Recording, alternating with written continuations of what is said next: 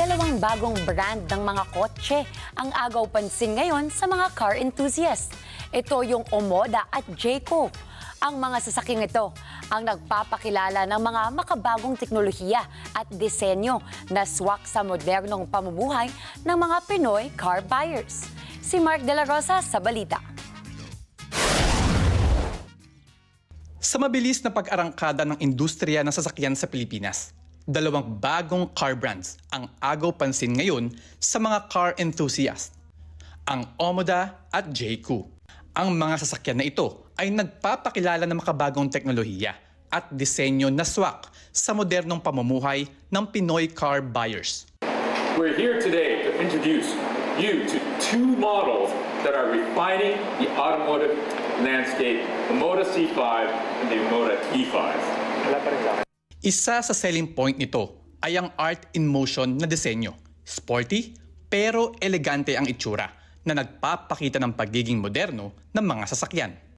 Bukod sa intelligent connectivity, prioridad ng Omoda ang kaligtasan ng bawat car driver. Ang Omoda C5 at E5 ay may 5-star safety ratings. May 78 high-strength steel body para sa proteksyon laban sa banggaan at may 7 airbags para sa seguridad ng mga pasahero. Ultimate safety. Together, these features ensure you can drive with confidence and peace of mind.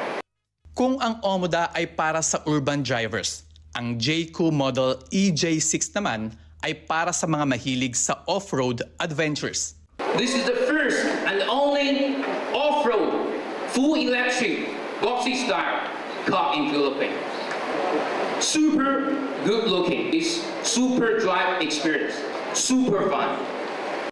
Bukod sa matikas na disenyo, eco-friendly technology at advanced security features, ipinagmamalaki rin ito ang magaan ngunit matibay na modelo kumpara sa karaniwang sasakyan. The whole body is all aluminum. You know that only some very premium car, very luxury car that use the whole body aluminum.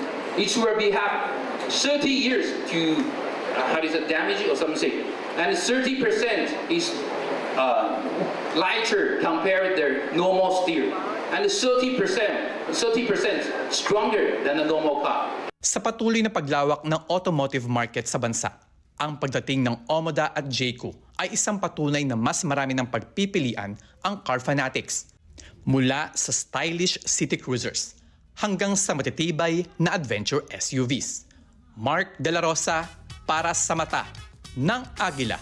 Matatag, matapang, matapat.